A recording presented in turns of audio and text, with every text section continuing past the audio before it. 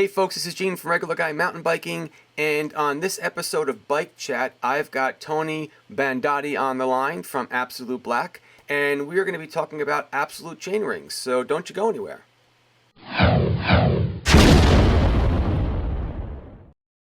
Hey folks, once again, this is Gene from Regular Guy Mountain Biking. Welcome back to Bike Chat. Today, on this episode of Bike Chat, I've got Tony Brandotti on the line from AbsoluteBlack. And we're going to spend some time talking about AbsoluteBlack's oval chain rings and maybe some of their other products that they have. But before we even get into all the goodies, I want to introduce you to Tony. And Tony, why don't you tell the folks a little bit about yourself? How's it going, guys? Pleasure to be on. He's been pretty stoked on the product so far, so wanted to follow up with a little bit more detail about who we are, what we do, and how we got here. But I'm based in San Diego. The company itself is headquartered in Poland. But we're all pretty spread out. So like the CEO, for example, he's in the northern Italian Alps. The customer service manager, he's in Melbourne, Australia, but lately he's been bouncing around traveling quite a bit. And our marketing manager is based in North London. So we don't really have a brick and mortar shop besides what we have in Poland is our distribution center. So we're basically working at all hours since we're all pretty spread out. Yeah, it seems. I didn't know you guys were based out of Poland. I didn't realize that. I mean, not that it matters.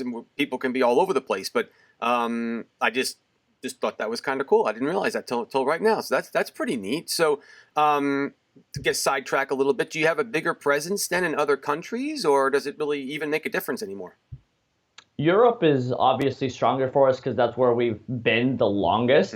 But the growth in a lot of the new sports, for example, gravel riding, is predominantly, based in the U.S. So as that segment starts to grow, we'll have more based here. But mountain bike is our strongest suit. We have been doing that for some time now. So that is our strongest suit. We've been known for our one-bike conversions being, oval is our main mantra. We still do have a few other products, accessories, and so on, but the benefit is definitely in the oval chainring, and there's a lot to it too, which we will discuss. We will. Cool. Okay, so my friends, let me explain to you how this whole thing came about. I did a bike check with one of my buddies. It went over really, really well, and he's a huge fan of your oval chain rings. He's like, Gene, you should really check these things out and learn more about them. I said, sure, okay, that's a good thing to do. So I did. I reached out to AbsoluteBlack. They were kind enough to send me a sample. We installed that on my buddy Joe's bike just because, I'll be honest, he's a stronger rider than me, and he notices finer things about his pedal stroke just better than I do. Everyone's got their thing, right? And I wanted to do a really good review on this, since you were kind enough to send something, and he was able to really tell the difference on how it improved his climbing and just, use. Tony, he's not giving it back anytime soon. He loves the thing.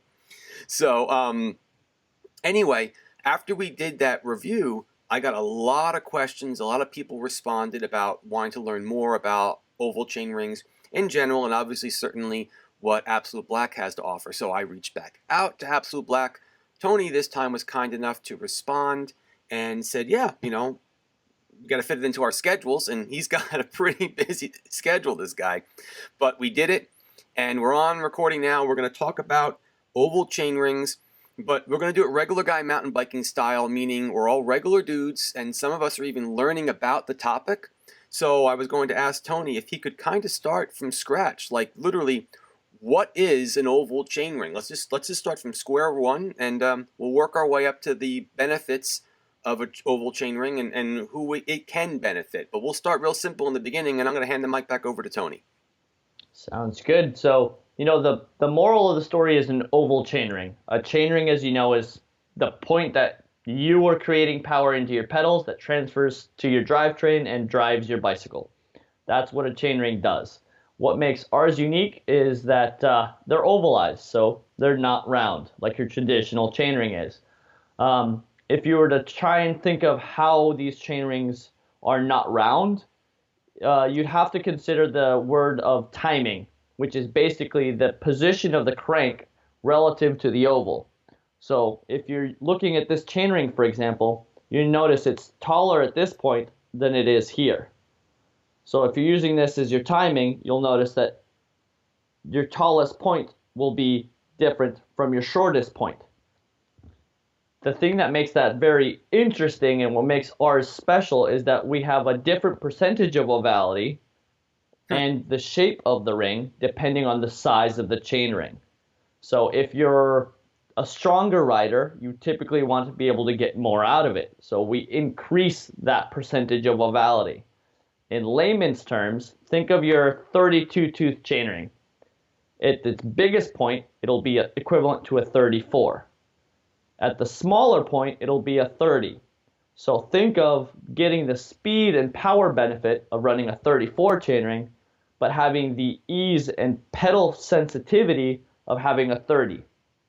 Cool. So folks, well, for the folks that are also possibly listening to this on our podcast version of this, there'll be pictures of this on the website, and obviously you can go back and watch the video if you want.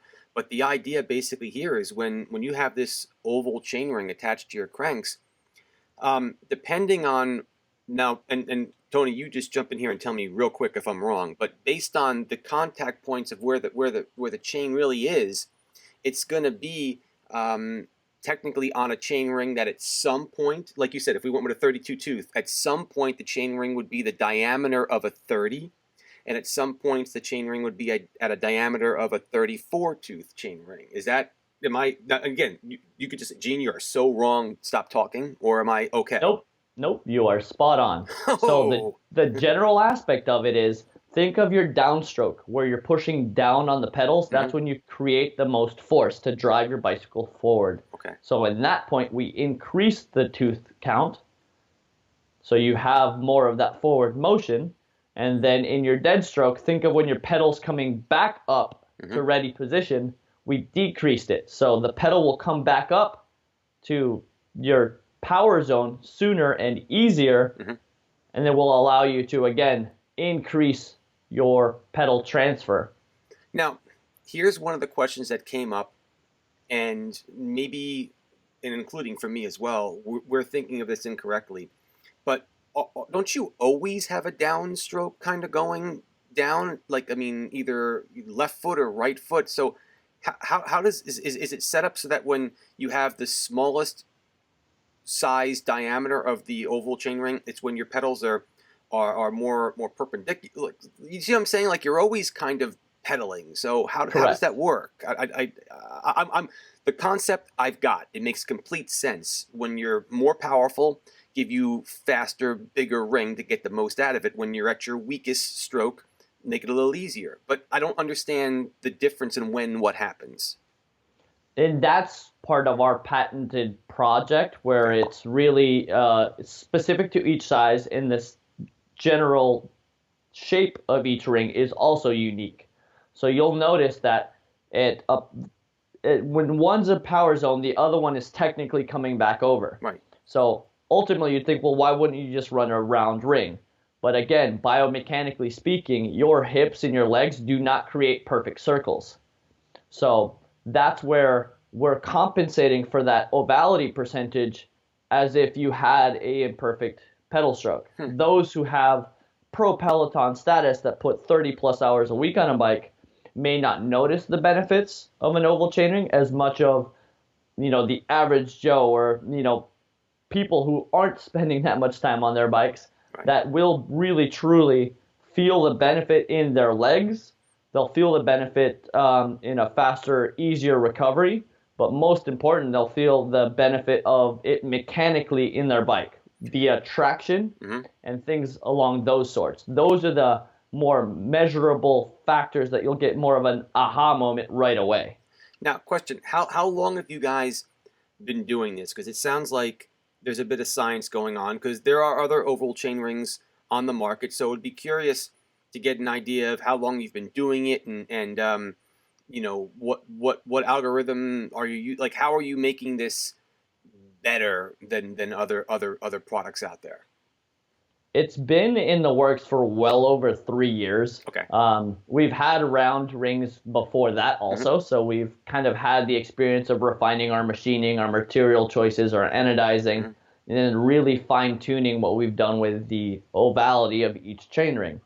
And as different cranks come in, new standards are evolving. There's always something that needs to be changed. Right. And then what really kind of helps us fine-tune this is, again, the mentality of we want to appeal to the masses, not the upper 1%. Right. So we found a percentage of ovality that works best for each chainring size. A lot of the other companies will have the same ovality throughout their entire line. So a 26 will be the same as a 34, which in theory, somebody pushing a 26 chainring, whether it's the bike itself or they themselves can't push that big of a gear, you don't want to have such a drastic difference in your oval. Because if it's too much, you could have the sensation of too much bounce, you could have too much movement in your hips. And if it's too little, then it just doesn't really do too much. Gotcha. So it's really finding that balancing point to make it unique. All right, so let's kind of recap a little bit about where we're at right now before we get into anything else. So, number one, what's an oval chain ring? The obvious answer to that is it's a chain ring that's an oval. I mean, we'll go with the easy softballs over here. Okay. What does an oval chain ring do? It offers the rider the ability to get a higher gear ratio when your legs are at your strongest part of the stroke, and get the most out of that stroke, and then give you the an easier gear ratio when your legs are recovering from that power stroke. When you're at your weaker part of your power stroke, you're able to get an easier gear to turn. So by doing that, am I right so far? Correct. Okay, now let's talk about. So now that we've got we got the science figured out. That's kind of pushing it. We're only a couple minutes into this video. Let's not even say we have the concept. We've got the concept worked out over here. What is that? Because you were kind of getting into that a little bit. What does that give the rider? So now that let's just say we all agree that's what it does. If it's working correctly, what should someone get out of this concept? On first go, it's going to feel strange for the first few minutes, maybe the first ride, because it's a sensation that you've never had before on a bicycle. Because normally you're used to a perfect round pedal stroke, but as soon as you start pedaling and you get into the game of, hey, I'm riding my bike, I'm going to continue riding my bike. 5-10 minutes in, won't notice that different sensation in your movement of your hips or movement of your body. It'll become very natural very quickly, to the point where you'll actually notice round rings more than you do ovals. And then especially if you're running flat pedals, you will have that more sensation of the recovery of the pedal coming back up much quicker and much easier than you would on a round ring, because you don't have that dragging sensation that you would if you had clipless pedals. Clipless pedals, that's more of a fine-tuning your saddle height and really working on your pedal stroke to maximize that, but an oval chainring will help more than a round one will, especially when clipless. That's interesting. Now, you also mentioned some things about traction, climbing, things like that. How does that come into play? So visualize that one climb where you're like, okay, I need to be smooth. I need to put my chest a little further closer to the stem, over the bars, slide forward on the saddle. I need to be smooth so I don't lose rear traction. When you start buzzing that rear wheel because you push too hard in one particular section, or there's, the gravel or dirt in that section is just generally loose.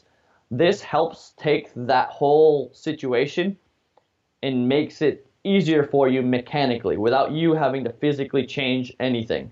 Gotcha. Because if you can think of that power output on a linear graph, it's power, dead, power, dead, power, dead. And then using the oval, it helps kind of smooth that out a little bit more. So your power is more consistent throughout your stroke. Gotcha. So that way you don't have a loss of traction in your rear wheel. And once that's gone, both you get flustered physically, and then on top of that, you may just dab and pull a foot out or whatever the case may be. This helps keep that momentum propelling you forward. Which I think is amazing that you're telling me that I'll get a more consistent power output. If you had like a graph, a more consistent power output by using an oval, rather, because you would think round would be more consistent because it's round, but like you said, since our pedal strokes are not at the premier level, right? We're regular dudes over here. We're just happy to even get up the hill half the time. You're taking into effect that we need this help in these certain areas, and it rounds everything. Because I'll tell you, when Joe took his bike out, he came back. He's like, Gene, I climbed a hill that I normally can climb, but I'm used to having to either shift the gears or do something different. And I'm like, wait a minute, I'm already at the top. I don't know what happened. So it was just a more smooth, didn't spin out, because some of the hills here are pretty rocky. And it did honestly do what you said it's supposed to do. He said it before we even talked or did anything. These were his comments when he came back. So that's pretty freaking cool. So that it does make quite a difference. I'm not surprised that much, but sometimes these things that make sense in the real world don't always pan out as well as we expect. But this worked out nicely for him, and I'll have to give this more of a try myself. Interesting. All right, well now, here's the big deal.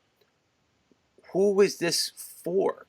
Okay, so will it affect and help a brand new rider? Is it something that is really not for them, or is it for a racer only? Do people that do enduros, like who do you, I don't want to say market, but who would benefit from something like this?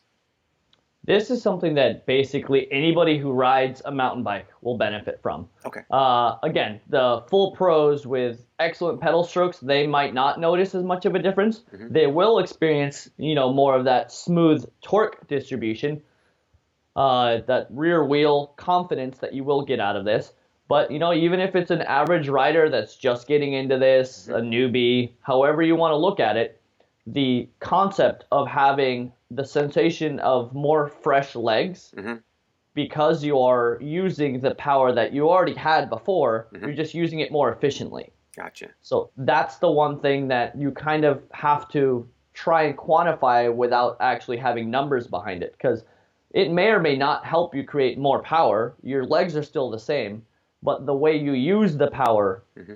becomes more effective, more efficient. Gotcha. Not to mention that, typically these things are used in 1x setups, mm-hmm. which is a lot less moving parts than 2 or 3x, a lot less maintenance, it's lighter, and it looks pretty cool. It does look kind of cool. No, and you have some pretty cool colors and designs and stuff like that. So, folks, definitely, you got to hit up Absolute Black's website and take a look at all the things they have to offer. They've got some cool stuff that make it look pretty sexy. There's no doubt about that. The coolness factor is high. But let's get into a little bit of the tech now. The first one I want to grab right away, because it was probably one of the most common or popular, came up the most questions, is Shimano had this a long time ago. It was called BioPace. I remember it slightly. I don't know much about it, but this came up as well. This was around before. I don't know what that means. Like, so what do you say to something like that? Is it like BioPace? I don't really know. What's the difference? I don't know. The BioPace conversation comes up a lot more often than you'd think. Okay. Shimano BioPace was the right idea, but the execution was done differently. So their timing was off by 90 degrees. So if you can visualize the whole power stroke and dead stroke concept, it wasn't at the right time. Mm-hmm. So a lot of people were claiming that they were having issues with their knees, with their pedal stroke, using these rings. And it boiled down to the fact that the timing was just not at the right point. So a lot of, all of our competitors and ourselves also, we're the first to say, this isn't BioPace, and here's why. It's executed completely differently. Gotcha. The timing is much, much more reasonable to what your biomechanics, mm-hmm. actually are, not to mention the state-of-the-art changes that we've had in mountain bike industry since then. Gotcha. All right, let's keep on going with the tech a little bit, and I'm going to start knocking off some of the questions that I have in my head that I know that were brought up. Let's talk about compatibility. I knew what the answer was going to be, but I did bring this up with my buddy from SRAM, and we were talking about the new SRAM 1x12 system that they have out. And obviously, you know, the response needed to be, look, Gene, I sell SRAM. SRAM is compatible with SRAM. We'd have to use, and that's a very, very respectable answer. He works for SRAM. But accessories are where it's at. And that actually, to your point, is a challenge to a company like AbsoluteBlack because you have to start fitting this with other tools. So let's just jump right into it. How do you work with the other drivetrains out there? I mean, let's talk about, like, you know, not just, you know, SRAM, the SRAM's new Eagle stuff, what Shimano has out, E13. I mean, there's so many different things out there. The new SRAM chain that's out to go with their Eagle. Like, do you mesh into all that, or is there anything that people need to be aware of? The biggest thing with cross compatibility is, as an aftermarket product, you want to have one product that works with as many things as possible. Of course. That way you don't necessarily have to have 4 different chargers for your computer, your cell phone, your iPad, you know, your wristwatch. You want to try and minimize the amount of different products that you make to use the tools that you have. So in reference to a mountain bike crankset, for example, you do have different limitations, like what different manufacturers do. For example, the chainring interface. So we're talking about the different mounting patterns that you have with different rings. Raceface is specific. SRAM is specific. Shimano uses spiders, which are using bolt holes instead of a direct mount that mounts around the spindle. So you have to design around those parameters. And then on top of that, you also have to account for the differences in the frames. For example, the latest and greatest boost in a 148 rear millimeter spacing is different from what you would have from a 142 because of the chain line. So you'll notice that some rings have more or less offset than others. So we are kind of at the mercy of the designs that are being made, both by the crank manufacturers and those that typically follow the frames. Okay. So the big thing for us is trying to decide which cranks we're using. So we manufacture for most of the major ones, you know, Raceface, Shimano, SRAM, and the E13, Cannondale specific offset, and a few others, Rotor as well. There are many options, and they will continue to keep changing. Right. And we do our best to stay on top of markets on, like, hey, this is getting more traction, we need to work on that. Or this is becoming a thing, we need to develop a product for that. So having input from real people doing real riding, that's actually invaluable. Gotcha. We want to make sure that people realize that, hey, we ride, that's what we do. So when there's a new product or somebody who says, hey, I think you should do this, we take it seriously. We're not some giant corporation that you'll just get stuck with a dial tone. If you call somebody, you'll get one of us, and you'll have a friendly conversation. Yeah, that's amazing. Well, you know what? I'm glad you bring that up because if we talk about distribution, how do people get a hold of your products? Because, look, I'm not going to lie to you. I buy a lot of things online. I'm also a big advocate for bike shops because we're getting into something that it could get kind of technical. And you're applying it to different cranks. Is it going to fit? How's it going to work? And are these sold in bike shops? Can you only get it online? If they have questions, do people go directly to you guys? How do I make sure this thing's going to fit on my bike? That's a good question. With all these variations, there's always room for error. So in terms of our cross-compatibility, before we move on to how to buy it or purchase it, you know, we try and design our rings to be as compatible with everything. So, you know, our ring will work on a 10-speed setup, on a 9-speed setup, 11, and Eagle, 12-speed. So that's the thing, is trying to not have to make the person trying to modernize their bike or keep their bike running have to purchase all new things everywhere. When it could be as simple as just changing a few smaller parts that'll be much more economical. Gotcha. Because personally, I'm a big fan of cranks from one manufacturer, brakes from another, chains from one, shifters from another. So my bikes are all pretty mixed up. And that's not to say that the complete packages work better or worse altogether, but I like the benefits of some things versus others. So that's my personal opinion on that front. So that's why we try to make sure to make our products as compatible with as many products to make it easier for the consumer. Makes sense. And that kind of plays into how you can try to minimize your issues with how to purchase it if you get the wrong thing. We try our hardest to make sure our website is as detailed, including photos, videos, and good FAQs on what, when, how, or why our things work. You can purchase our rings online through our web store, which is probably the easiest thing to do since you don't even have to leave your couch. Right. But we do strongly work with local bike shops. Good. That's the bread and butter of who puts people on bikes.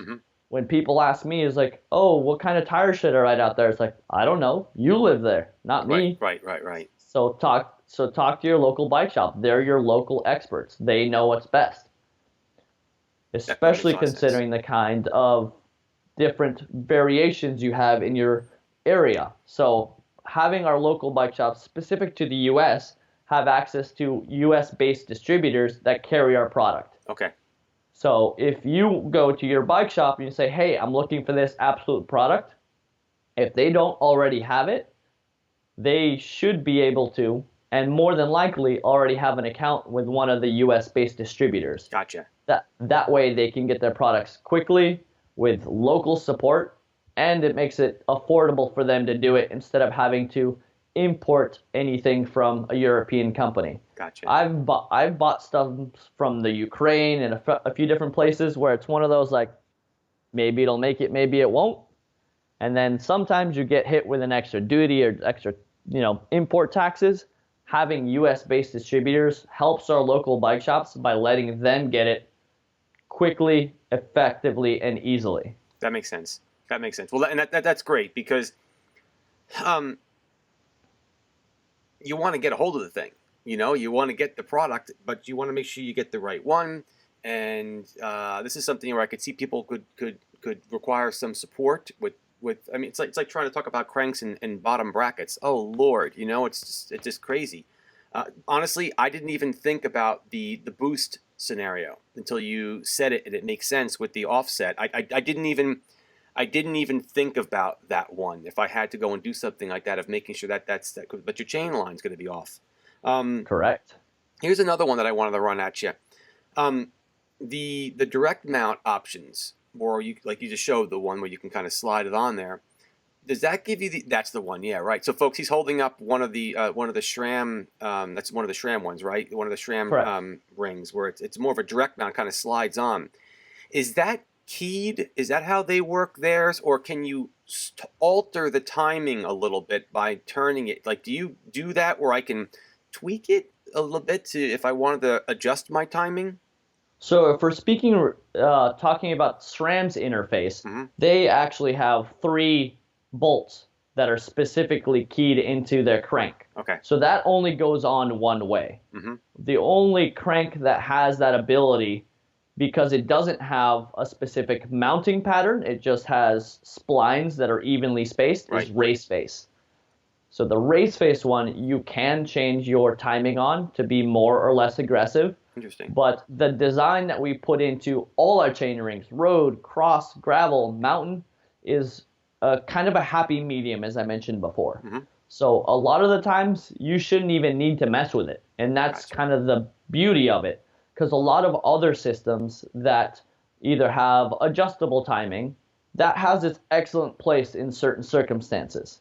But it's just, again, more moving parts, more settings that could or could not be helpful for the person, even if they have to be set up correctly and by a fit expert, or some of the systems that have the interchangeable outer chain rings.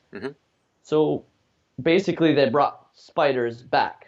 Because if you remember a few years back, they were trying to go direct mounts the way to go, less parts, no chainring bolts.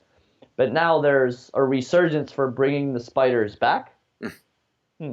So as far as we're concerned, that may or may not be beneficial. You know, if you want to have quick swap chain rings, I don't ride with extra chain rings. I ride with what's on my bike and I go. So, you know, having less moving parts, having less maintenance parts, and less to really kind of have to work with is the whole beauty of the single ring setup. Gotcha. But can you use the oval chain ring setup with you know, more than one ring up front, where you're not doing a 1x, you do a 2x, 3x? Did you? Actually, I think I see it behind you with the bike you have, your road bike over there. So an oval chain ring can be used in a 1x setup, then, right? You know, 2x, 3x. Yeah, it can. Yes, they can. At this point in time, most of the companies you will see use it in road applications or gravel applications because of the fine-tuning of having the shift ramps and shift pins to shift well. Our road product, to be specific, I don't have one in front of me, but I'm more than happy to supply you some images to use. We used a new system to pull the chain up the chain ring instead of just using pins to yank it up and use excessive force. So it helps guide it up the entire way.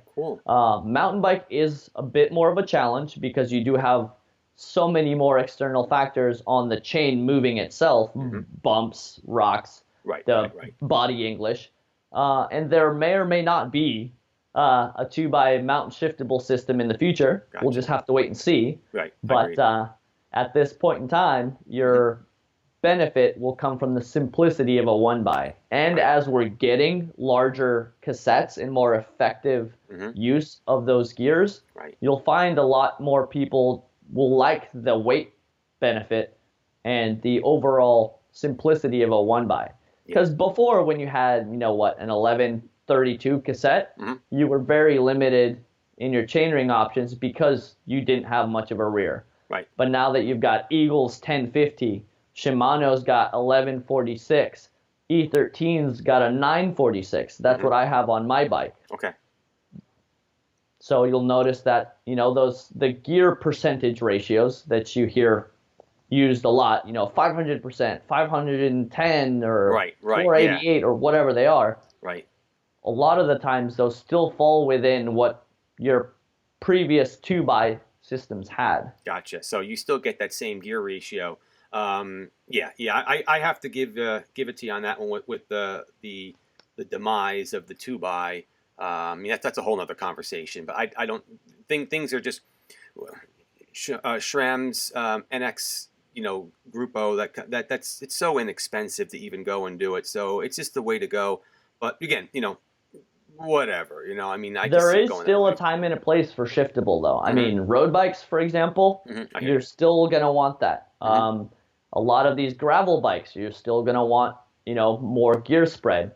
And you also have to remember that the wider these cassettes get, the more spread there are between gears. Some people prefer to have tighter gear ratios. Some people don't. So it really depends on rider preference. But I personally think that a 2x system is still very applicable, all dependent on the riding style and the riding that they're doing. Let me ask you, this is just one of the last ones that I remember that was asked. Any issues with using any kind of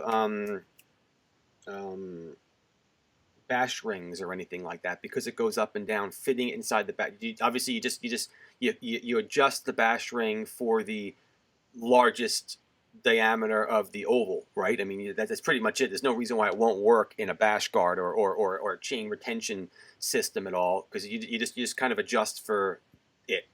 Am I right on that one? Correct. So if you can visualize your chain guard, the whole point of it is it being bigger than your chain ring, regardless of if it's round or ovalized. Because if you can visualize a 30-tooth chain ring that's ovalized, its biggest points will be equivalent to a 32. Gotcha. So at that point, your bash guard should, in theory, cover that area. Gotcha. Unless you're running some obnoxiously large front chain ring on a bash guard, you may run into issues. But that's where we designed our bash guard and our chain guide, which I think a chain guide would be a more specific question to ovals and mountain one bys in general. Okay. Because if you can think of most of your chain guides, they're all big, bulky. They're both really tall and really long. Right, yeah. And a lot of that product isn't necessary because really all you're doing is trying to limit your chain from falling off. You don't, a lot of them are over-engineered, or you can say under-engineered, and they just put too much material up there. Gotcha. If you look at our chain guide, one that I supplied some photos of you for, you'll notice that all you really need is for it to be tall and not long, because the change in the ring goes up and down. So the chain will move up and down. I can see that. I'm looking at the pictures over here. Yeah, it's just what you need right there. So awesome. Again, it's just what you need and nothing more. Right. So that's, again, if you look at the CNC work on the chain rings, the whole point of that design is to be strong yet light. Right. And you have to do things in directional patterns. So it has to be strong in the right directions, but also has to be light. So awesome. If you look at the bash guard, for example, you look at the cutaways in the bottom section.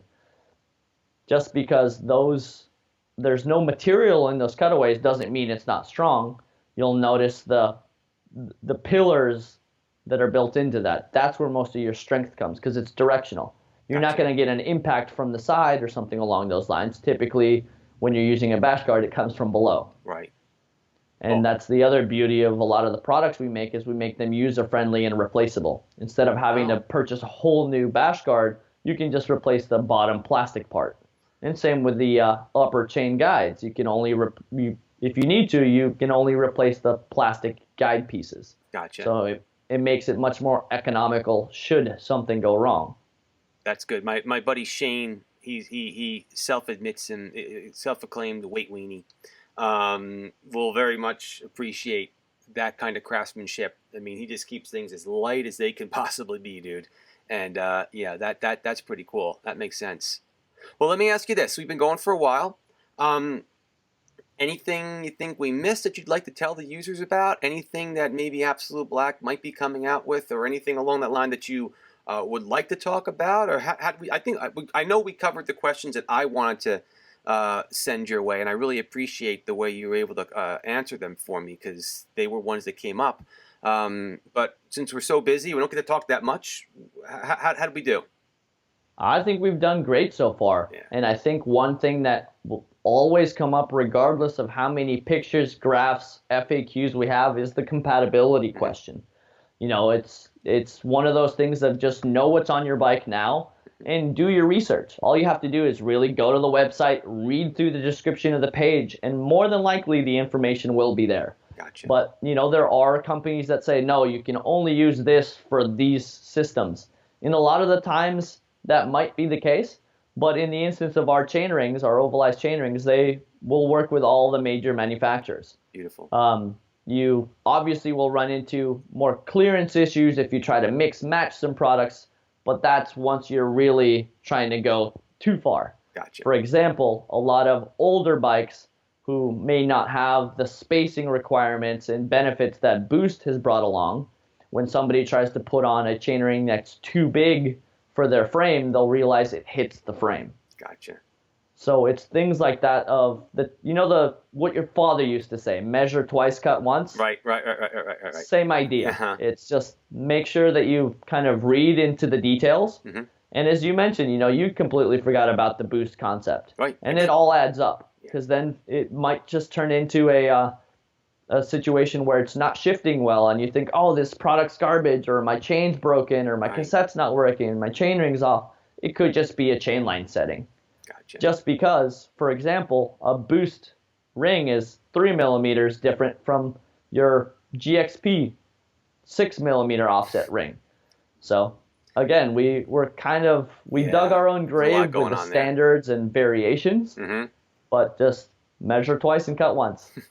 All right. Well, hey, folks, there we go. Tony from Absolute Black. I want to thank you so much for joining me on the show. We finally got into the nitty-gritty about this topic that I know a lot of my subscribers wanted to learn more about. So this was awesome, man. I can't thank you so much for taking the time out of your day to do this with me today. Anytime. And if any of your readers ever want any more information, point them in the right direction. I'm happy to help. All right, you heard it, folks. Hey, if you like this video, please give it a thumbs up, right? Subscribe to the channel if you haven't yet. If you do have any questions, put them in the description below. As you can see, I read them all, and that's why this video was put together. That's why I had these questions for Tony, because I read them all from the other video. So if you have questions, put them in the description below so we can address them. But in the meantime, again, I want to thank Tony for taking time out to do this video with me. I want to thank AbsoluteBlack for providing that demo chainring. Like I said, it's never leaving my buddy Joe's bike. That's it. He's going to weld it on there because he loves it so much. Keep the party on the pedals, my friends, and I'll catch you folks on the next video. Have a good one.